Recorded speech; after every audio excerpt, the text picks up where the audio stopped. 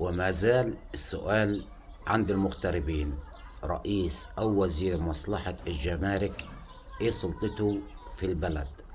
إيه سلطته في البلد؟ إحنا عايزين حد من المسؤولين المصريين يطلع يوضح الرؤية للمغتربين اللي هم ما يقرب من 14 مليون، ولكل المصريين مش بس المغتربين. ده سؤال المغتربين. سؤال المغتربين اللي انا شفتهم على السوشيال ميديا بيناشدوا الدولة بكل ادب وبكل احترام وبيحترموا كل قياداتها وكل مؤسساتها. المغتربين اللي هم ما يقرب من 14 مليون شالوا البلد في ازمة كانت بتمر بازمة صعبة، كان ليهم دور قوي في رفع اقتصاد مصر. سؤالهم: وزير او رئيس مصلحة الجمارك ايه دوره وايه فكرته وايه القرار المفاجئ بمنع دخول اي هواتف من الخارج للمغتربين المصريين؟ طيب ايه العائد للدولة؟ طيب الدولة مستفادة ايه؟ كل طلبهم وكل هدفهم وكل املهم عايزين مسؤول مصري يطلع يوضح الصورة الصح ويعرفهم العائد للبلد ايه.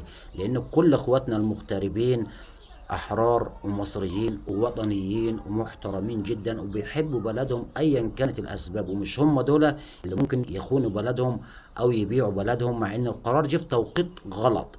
يعني توقيت صعب جدا.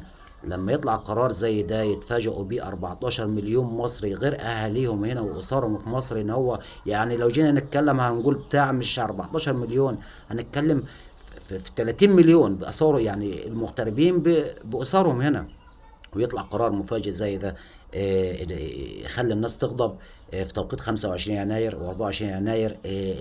يعني القرار ده بصراحة قرار مفاجئ، وقرار لا هو الميعاد ولا المكان ولا الزمان. وفي نفس التوقيت اللي خد القرار ده يعني ايه سلطته في البلد؟ فهنا طلب المغتربين اللي هم في ظهر بلدهم ايا كانت الازمه شحت ما زالوا مصريين ومحترمين وحرانيين وفي ظهر بلدهم ايا كانت الاسباب، بس طلبهم يطلع اي مصري يوضح الصوره الصح ونعرف ايه العائد للدوله المصريه من القرار اللي اتخذه رئيس مصلحة الجمارك أو وزير مصلحة الجمارك. يا ريت فضلا وليس أمرا لكل الناس المحترمة تشير الفيديو ده على أوسع نطاق ونوصله لكل الناس، عشان برضه نشوف الرؤية صح. وفي كل الأحوال ربنا يحفظ مصر بكل قياداتها العظيمة وكل مؤسساتها العظيمة.